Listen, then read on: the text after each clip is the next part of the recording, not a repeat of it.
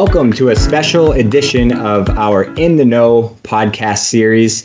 I'm David Stone, Senior Manager here at BerryDunn, and joined by some esteemed panelists today. Really excited for this conversation, something a little different than what we usually talk about on In the Know. We're going to take a look at human capital today, and really the life cycle of human capital, from onboarding all the way to engagement, and really through the lens of what directors, board members need to be thinking about when considering their institution's human capital.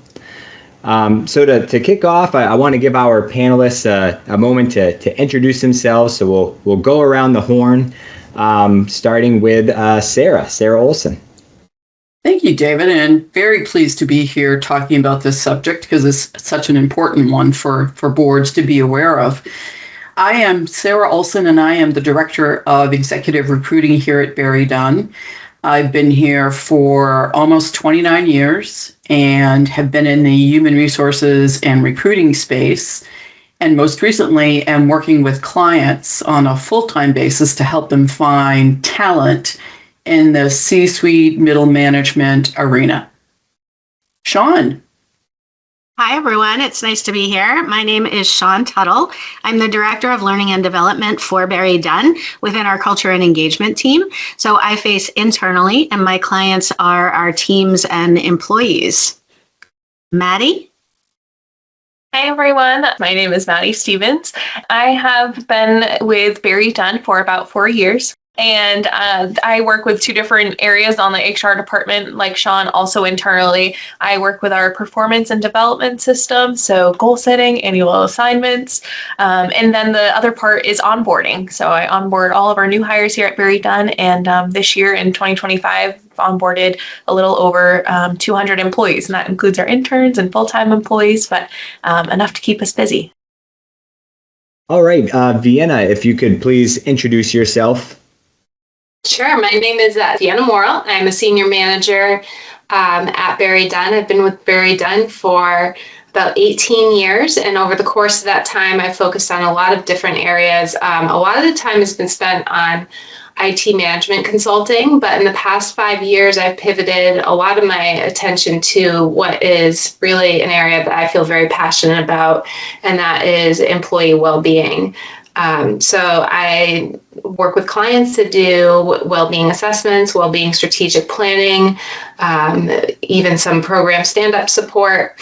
And I also continue to do some work in more of our traditional IT management consulting projects. So it's a fun mix. Perfect. Yeah. Thank you, Vienna. All right. So we're gonna jump right in, and we'll start with you, Vienna, on the well-being and retention subject. So to start, what Vienna do you feel are the most important indicators the board should monitor to assess whether an institution is fostering a healthy and inclusive workplace? So I think one of the most important indicators is the performance of the organization. A lot of people underestimate the direct impact between employee well-being and operational performance. It truly is a business strategy to have a strong employee well-being focus and supporting programming. So if you are having challenges, even financial challenges, I think that well-being is just as important to look at as our other parts of the business. Of course, then there are the more traditional indicators. There's your employee engagement scores. If you're doing any sort of surveys, those are important to tap into. Your retention and turnover rates, particularly looking at voluntary turnover. If you have high performers who are consistently leaving the organization, that can be an important indicator. Participation in programming can be a good thing to track, but I do also caution employers that you don't want to chase 100% participation or even 80% participation, because the reality is that well-being means different things to different people, and it's really hard to fully capture the attention of your employee population with any one well-being program. But that doesn't mean that those programs aren't important and effective. They still help set a tone and drive culture. So that just means participation rates there's some value there, but I don't put too much emphasis on those if you're looking at metrics. There's also just an intuitive aspect of this. I think it's important to just trust your intuition. If you know that you're getting that sense, you're walking around the office, people aren't smiling, people seem stressed, they're, consistently eating at their desks, they're not, don't feel that vibrant sense of community in the workplace, that is probably one of your best indicators that this is an area that needs some attention. Yeah, no, thanks for that response, Vienna. And one thing that I really loved with that response is, well-being means different things to different people. I love that. And it's so true. And I think that's important to keep in mind when designing and maintaining well-being programs as well. So I guess along those lines a little bit, how can boards ensure that well-being programs are accessible as well as impactful for employees across, different backgrounds, locations, even work styles? What are your thoughts there? This is really one of the biggest challenges for a lot of organizations is actually connecting their employees to all the great initiatives, programs that they're putting out there. I like to say that we live in an attention economy right now, and that attention is one of our most precious resources. And even though people, I think, are interested in these programs and these resources, it's easy for them to, slip the radar. So I think really intentional communication strategies are an important part of this. I think also recognizing that you have, in some cases, for some organizations, a large remote workforce, and you need to make sure that you're designing those communications and the way you position things for that remote first audience, and also the way that you design your programming. Oftentimes, if it meets the needs of your remote workforce, it's also going to work for your on-site workforce. So that can be a good strategy.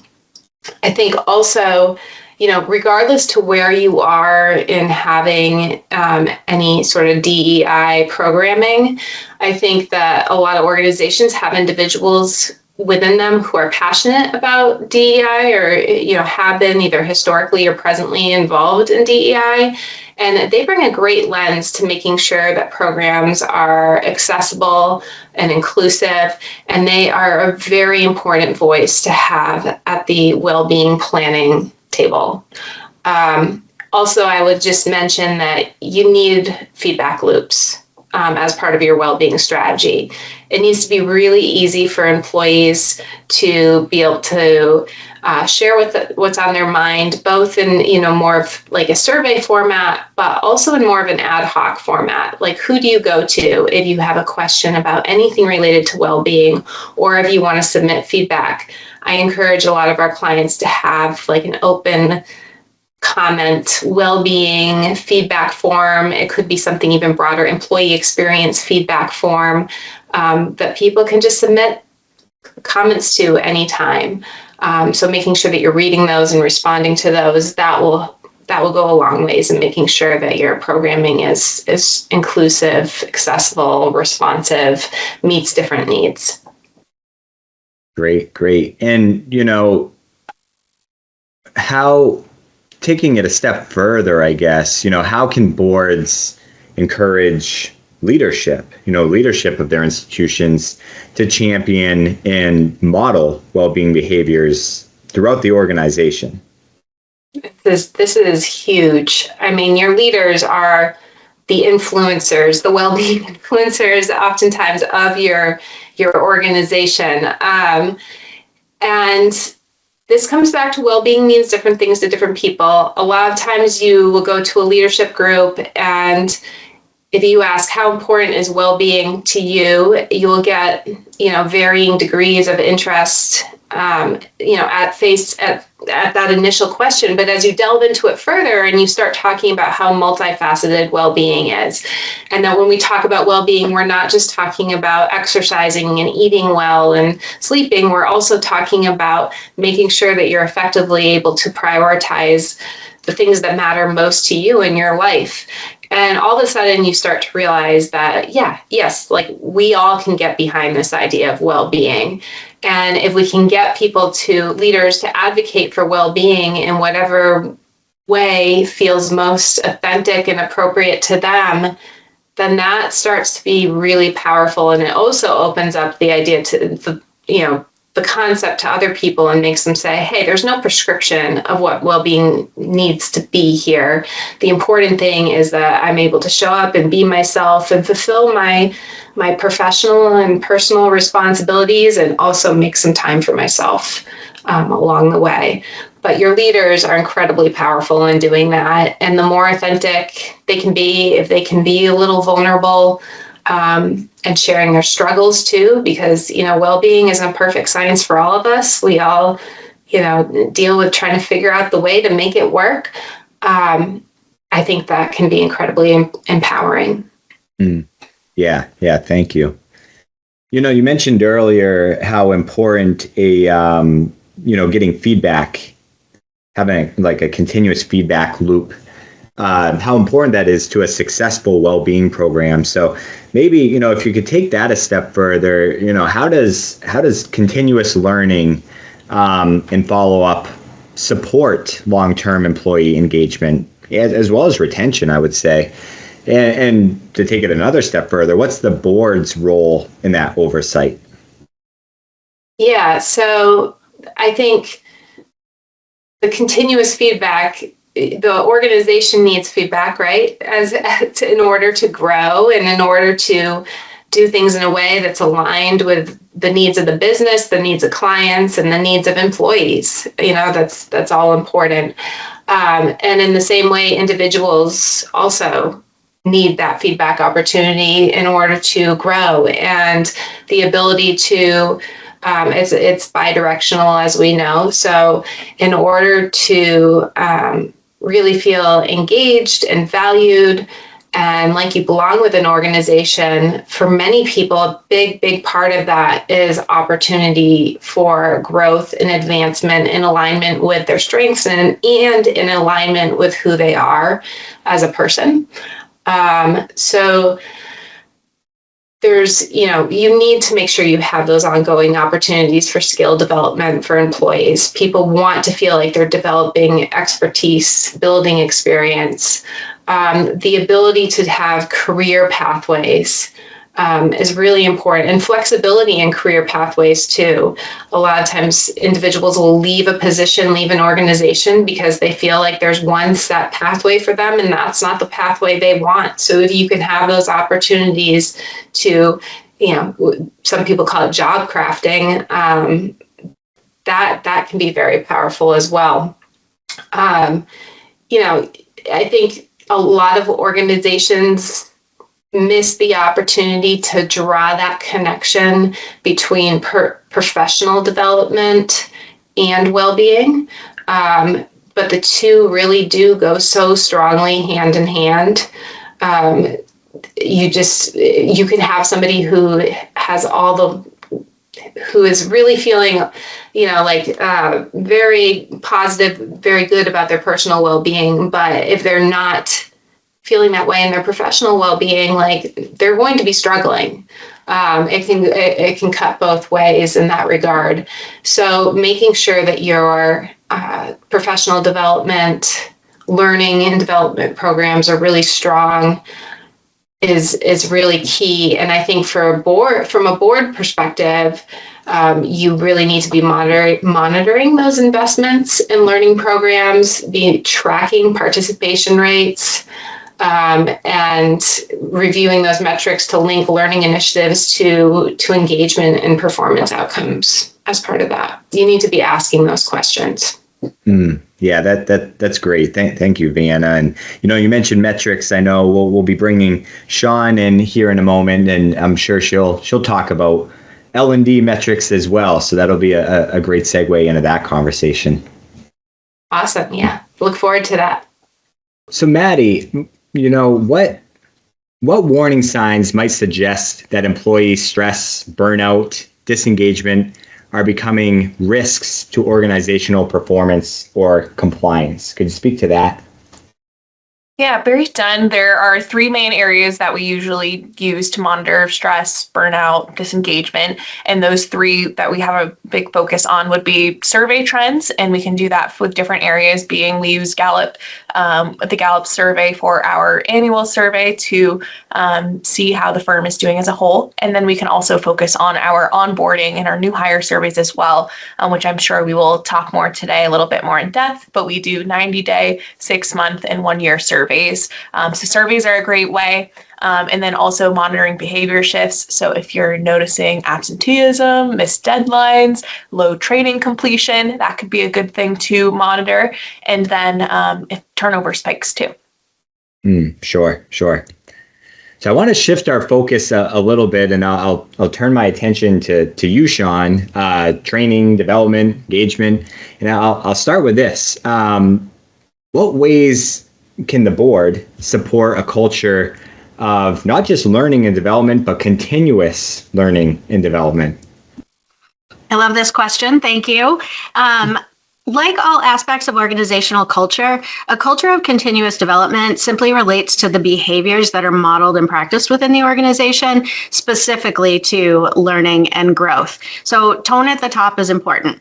A board can support a culture of continuous development by demonstrating a commitment, so maybe even including learning in board meetings, opportunities to develop together, sharing insights that they might have from external learning with the management team to reinforce the importance of bringing new practices, growing and continuing to grow. Encouraging directors and executive leadership to participate in their own ongoing education, mentoring and coaching are also something that I find really valuable and important for the board to support. And tying executive performance evaluations to talent development outcomes. How are they helping their teams develop? What does succession planning currently look like, et cetera? There are also ways to support in some operational tactics. So prioritizing development in budgets, supporting succession planning and leadership programs to build internal talent, regular reporting on L&D metrics, so asking for and reviewing those reports, and ensuring that L&D initiatives align with business objectives so that there's a strong tie to what the organization's trying to accomplish and how they're preparing their employees to do so. Yeah, great response, Sean. And you mentioned at the end tying it to business objectives. Any examples there as to how a board could support learning that aligns not just with business objectives, but like overall organizational strategy as well? Yeah. Well, first of all, if I can back up a little bit, one of the things that's so important to an L&D team is that we're engaged early as strategic partners. So we want to be able to be engaged in growth initiatives, change initiatives, and solving for capability gaps. So we can help determine whether the solution needed is actually a learning intervention versus a change management framework or a process improvement or even sometimes a communication.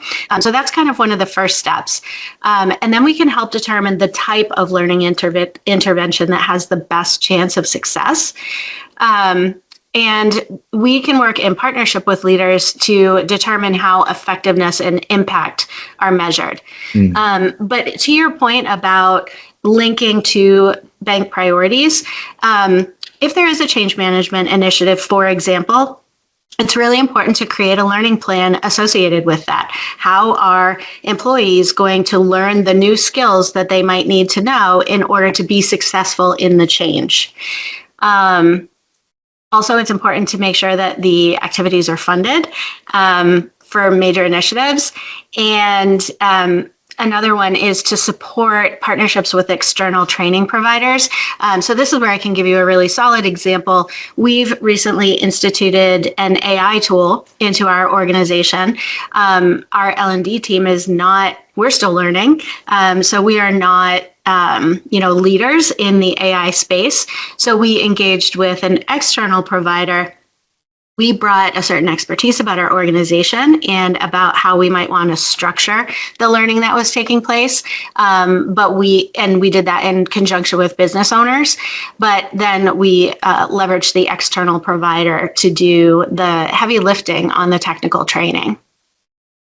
Yeah, I love that example. And as a user of that training, I can say firsthand it was, I thought, very effective as well. So great example. Sean, you mentioned L&D metrics earlier. That might be an area that boards aren't necessarily thinking about when they think of metrics.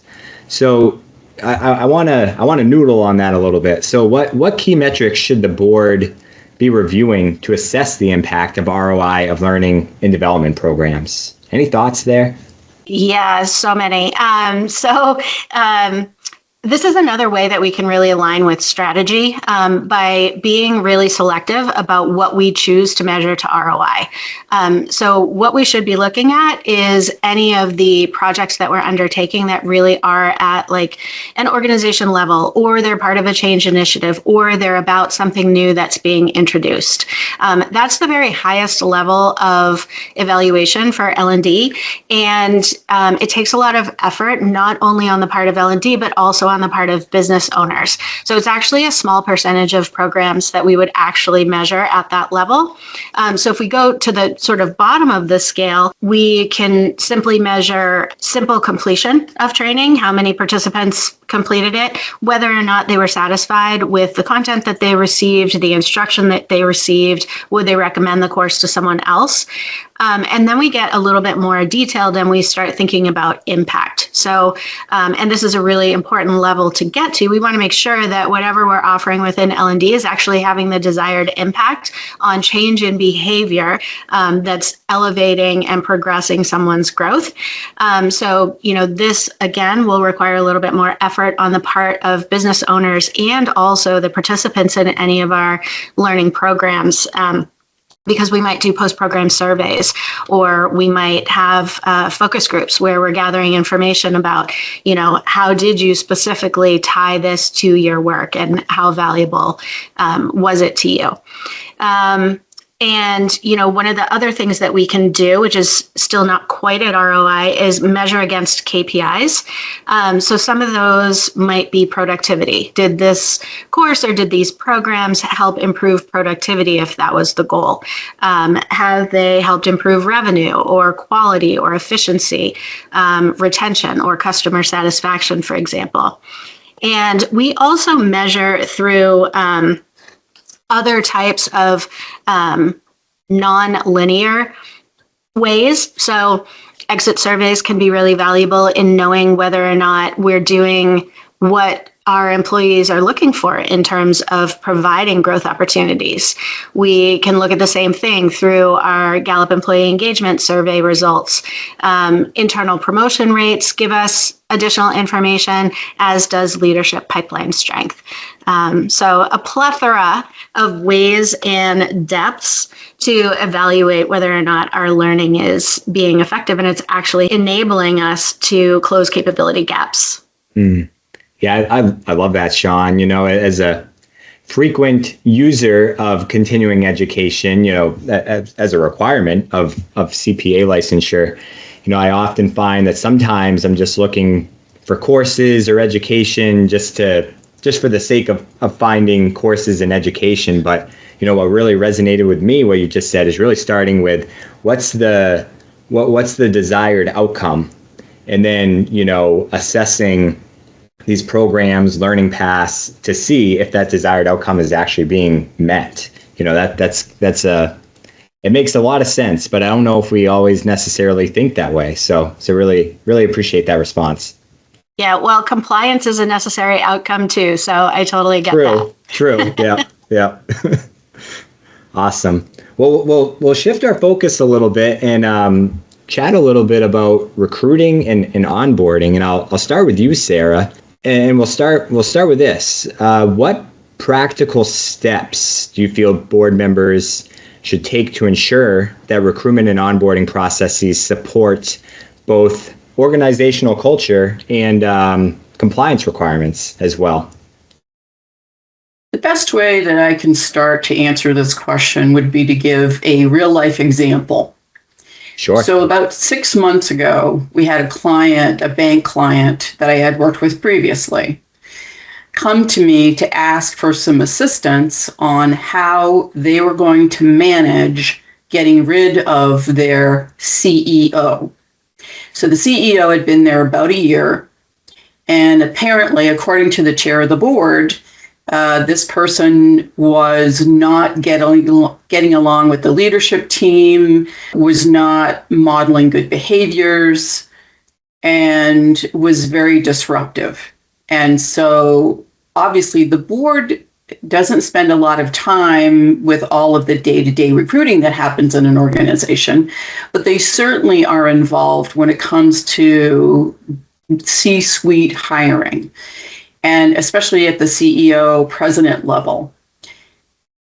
This was an unfortunate situation in that the CEO had been hired by a national recruiting agency. And one of the things that I'm a little curious about was, did they really understand the culture of the bank and understand the types of personalities that worked best, the types of behaviors that people modeled worked best for that organization?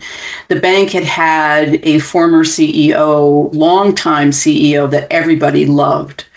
And then he retired, and so they went out and they looked for a new CEO. Well, first of all, I'm still confused as to why they didn't do some succession planning and make sure that when he retired, it was going to be somebody internally for growth purposes, as well as continuity of historical information and awareness of the bank. But they hired someone from the outside, and unfortunately, she was just not working out and was very disruptive. And so they wanted us to assist them in coming up with a plan of how they were going to get her out the door. Unfortunately, we were not able to help them given our relationship with the bank. That kind of advice would be prohibited for us. But we were able to refer them to a very competent attorney that could walk them through the process of doing this. But as you can imagine, David, this is a very, very painful type of process to have to go to, especially for a board, since they're not there day to day.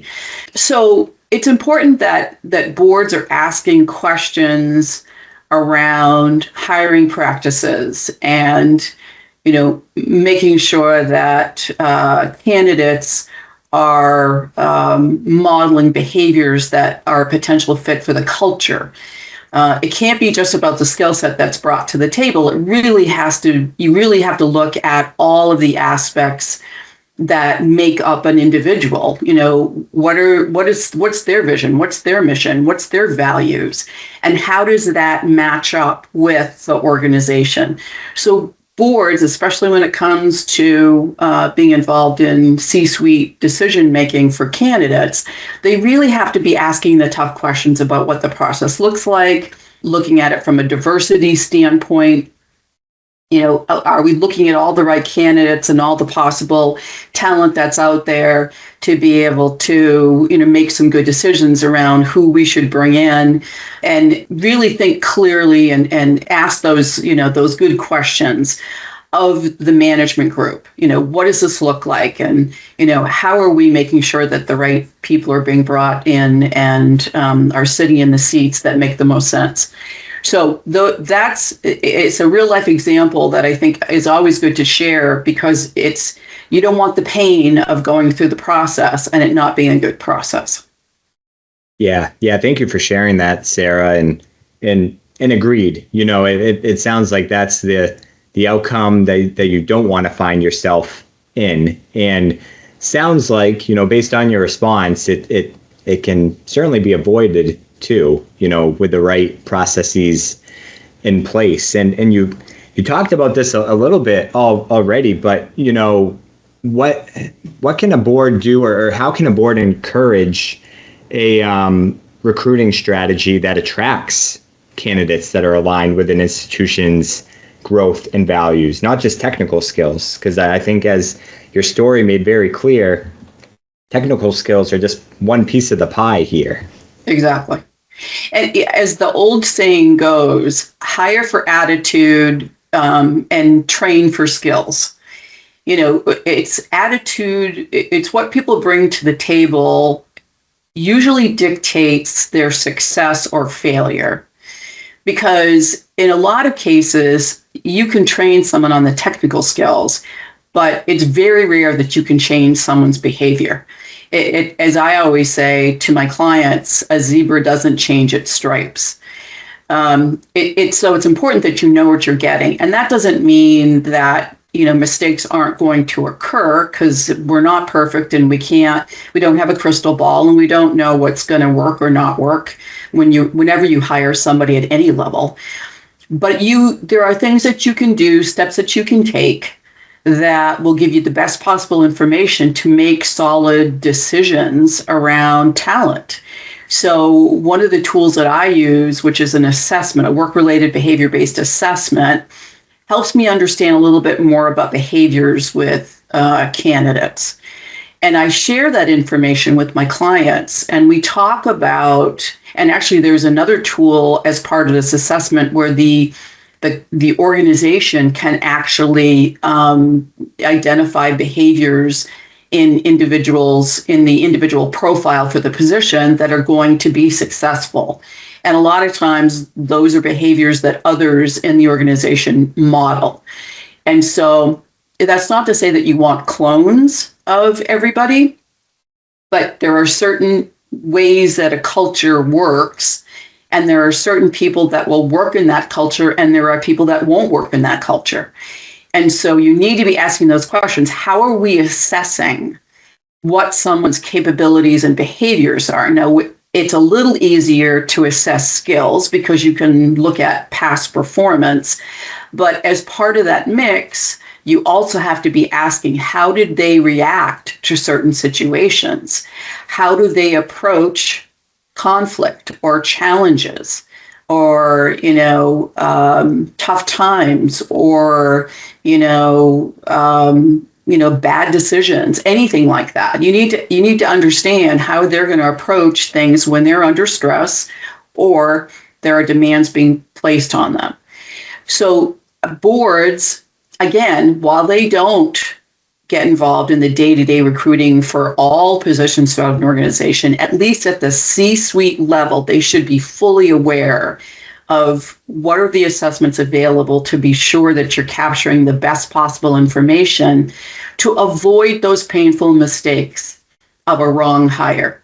Because we all have been through it before, and it is not fun. And especially in the example I gave for the CEO, trying to get rid of somebody at that level is extremely disruptive. And it's a lot of work, it's a lot of angst, and it can really throw an organization into a bad place. So again, make sure that you're asking the right questions about what is the process, what are the steps that you take, and what are the assessment tools that are being used. Yeah, thank you, Sarah. A zebra doesn't change its stripes. I like that. I'm gonna file that one away. I love that. Thanks for sharing that. Sure. All right, Maddie, we'll turn our attention back to you for a minute. And so what aspects of the onboarding process are most critical for new hires, long-term engagement and retention, especially in a highly regulated environment like banking? Yeah, I love this question because I think if an organization is thinking about onboarding strategically and aligning it with that engagement and aligning it with the culture that Sean and Sarah have both talked about, that is a step in the right direction.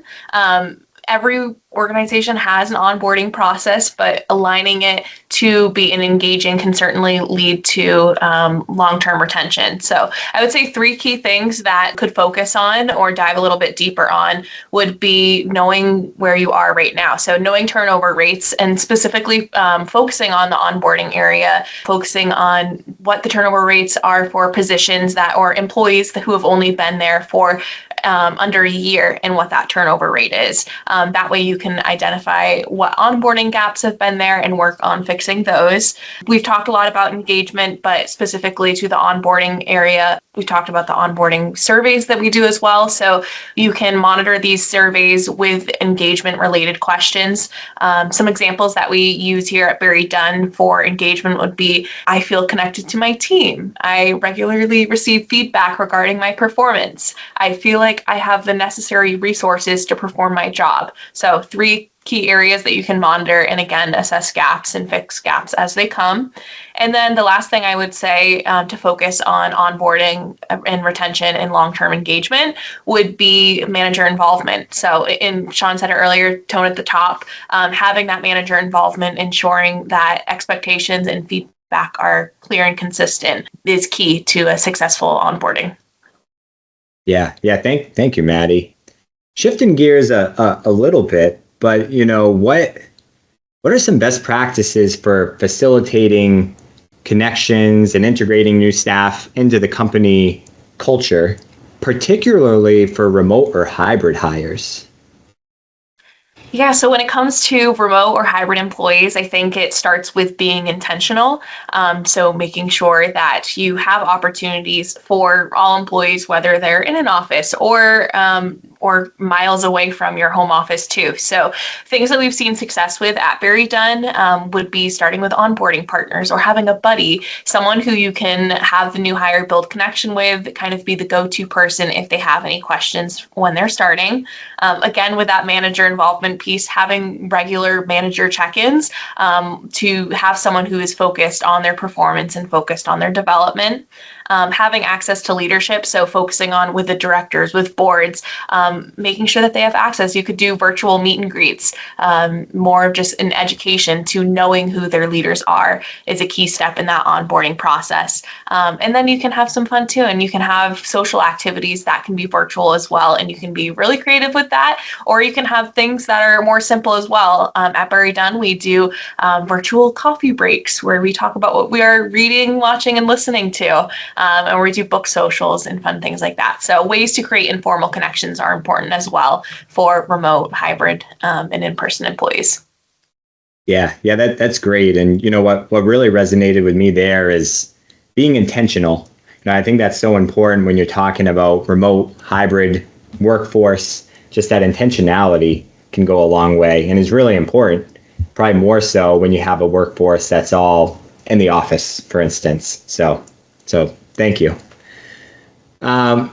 Sarah, we'll head back to you for a second. And just want to take a look at, the talent pipeline. And specifically, what questions should boards be asking to assess, the strength, diversity, and resilience of their talent pipeline? And I would say, especially in terms, you mentioned succession planning earlier. So especially in terms of succession planning and leadership development. Sure. And actually, this is a great question because I'm working on an article about succession planning and steps that organizations should take to be sure that they've got people in place and that they minimize any disruption. Another client example on this, we have a medical physician medical practice that we're working with. And I just found out a couple weeks ago that their longtime CEO, who was 52 years of age, died suddenly. Oh, wow. And so it gives me a lot of angst because they did not have a succession plan in place to be able to have someone slip into this role in the event that something like this happens. And it's a horrible thing. But unfortunately, they're in a bit of they're having a lot of angst right now, and they're struggling with what do they do next. So I'm working with them on some compensation information. I'm sure they'll be asking me about a job description because I don't know that he ever had one put together. And, most likely there's going to be a possibility that we'll assist them in some sense with the search for the new CEO. But it's unfortunate that they had to get to this point. Had they planned ahead to, identify somebody to take on that role, we like to think that the people that are in positions that have been there for a long time, we like to think that they're going to be there forever. The reality is that's not the case. And we don't want to be, naysayers, but you need to think about the fact that if someone in a critical position were to leave suddenly, do we have the right people on the ship that can step in and take on that role so that we don't have gaps in our organizational mission? So I strongly encourage boards to talk openly about succession planning, especially when it comes to C-suite level positions. So, the questions around, who is ready to step into those critical roles? Are there enough internal candidates for those key positions, or are we going to have to look externally? How do we track high potential employees and their readiness? Sean talks about learning and development and making sure that the skills are being built, especially for people that have been identified as high performers that potentially could take on those leadership positions. Is there enough diversity and inclusion in your organization? How diverse is our leadership pipeline? Not just in gender, but ethnicity, age, and experience. How do we minimize bias in promotions and leadership development? Are there development programs available to all employees to help them grow? Not just in C-suite type level positions that the board would be part of. Do we have contingency plans for unexpected departures, as we were talking about? How often is the succession plan reviewed and updated? You can put a really good succession plan in place and have, various people that have been tapped to take on leadership roles in the event that something happens or somebody leaves. But you have to be looking at that plan constantly because things change. Are leaders prepared for future strategic challenges? You've got to build some resiliency in your process and make sure you have continuity, in when the change does occur. What are the formal programs that exist for training to prepare our leaders to take on those new roles? And how effective are our mentorship programs and our coaching and our training initiatives? Again, I go back to Sean's area of learning and development. I mean, they are critical to making sure that the skills that people have today are going to fit the skills that are needed for tomorrow for the organization. How do we measure the success and impact of these development programs? And Sean talked a little bit about that. When does management report progress on succession and leadership development to the board? I think the board should be asking, when are we going to hear about these programs? This is important for the organization, for its continuity and growth. And we need to be aware of what are the plans that are in place. What are the benchmarks that track the health of our talent pipeline? It isn't just about identifying people internally, but it's also about identifying future talent for the outside. And if you don't have people that you can tap into for future positions in your organization, then it's time to do some networking in your industry to see what's the talent out there that we could tap into in the future if we had to. So your recruiting team should be well aware of that and should be working on, doing that networking, finding those talented people, and building those relationships in the event that something does happen. And, what are the benchmarks that you use to ensure competitive leadership talent? So those are the kinds of questions that boards should be asking that are critical to being sure that the organization continues in its growth and it is going to be successful. Yeah. Thank you, Sarah. That's great. A lot of great examples in there, and thank you for sharing those. Absolutely. So Maddie, we talked about L&D metrics earlier. So let's get back on the metrics train here, and I'll ask you, what important HR metrics are out there, as well as dashboards? What should the board be reviewing regularly? Yeah, I think if I had to pick three most important HR metrics that a board could be monitoring and at least more of just have awareness on would be turnover rates. And I know we talked about that, more aligning to how engagement is going and how onboarding programs are going as well. So yes, you can focus on turnover rates with new hires, but also could focus on your turnover rates organization-wide and for the high pressure roles in compliance as well, and just to find different areas where there are gaps. And then another key area as well, you could use a dashboard for, or at least just reporting, as well as your headcount trends. Are they aligning with the workforce planning that has hopefully been done? And are they aligning to what is expected for the year? And then kind of to lean into learning and development, but maybe based on how different departments or teams are organized, I would say training completion rate would be another key area to focus on as well, especially for those compliance roles that are important. So those metrics can help the board assess culture and risk in real time. Awesome. Yeah. Thank you, Maddie. And Sarah, to close things out today, one last question for you. What advice do you have for boards seeking to build stronger partnerships with their HR leaders, specifically so they can anticipate challenges and seize strategic opportunities in human capital? Well, unless you have a company full of robots, your organization is going to be made up of people.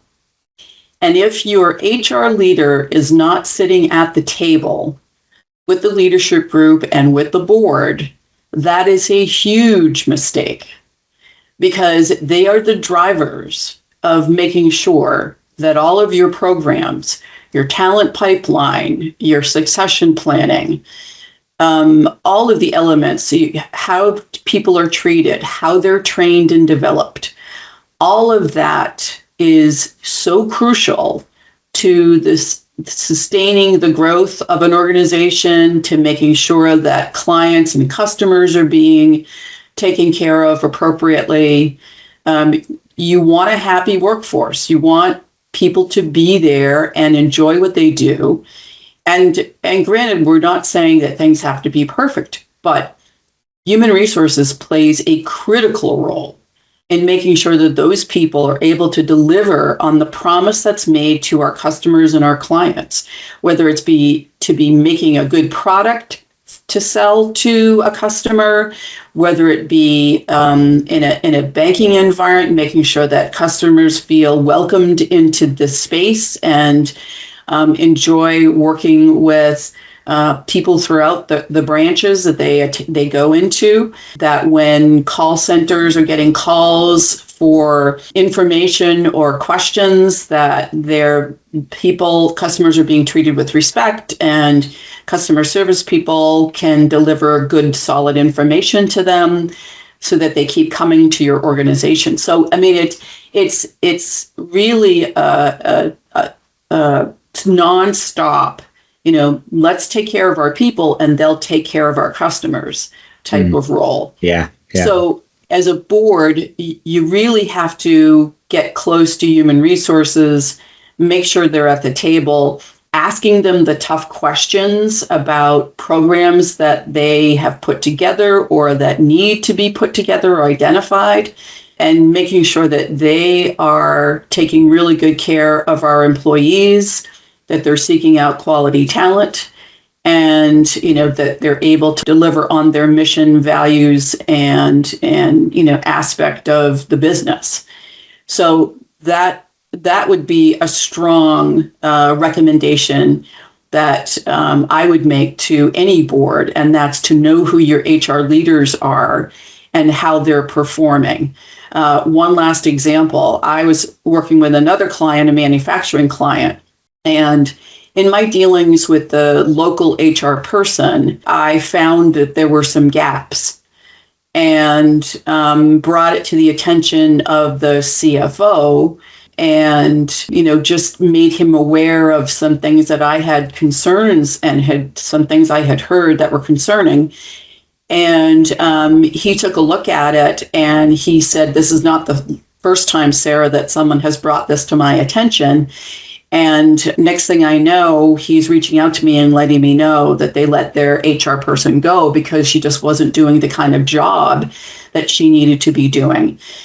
And I also recommended to him at the same time, I said, when you find that new HR leader, please make sure it's somebody who has worked very closely with the leadership team and has worked with boards, and that they're prepared to, put good programs together and really be an advocate, not only for the employee and for leadership, but also for the business. Make sure that they've got those pillars that are strong to make it all work. So that would be the advice that I would give to boards. Awesome. Yeah. Thank you, Sarah. I think that's a great example to close out on. Really appreciate that. And thank you to all the panelists today for the insights that you shared. And hopefully our listeners found them just as valuable as I did, and appreciate you all tuning in to another In the Know podcast, and hope you'll join us for the next one. Thank you.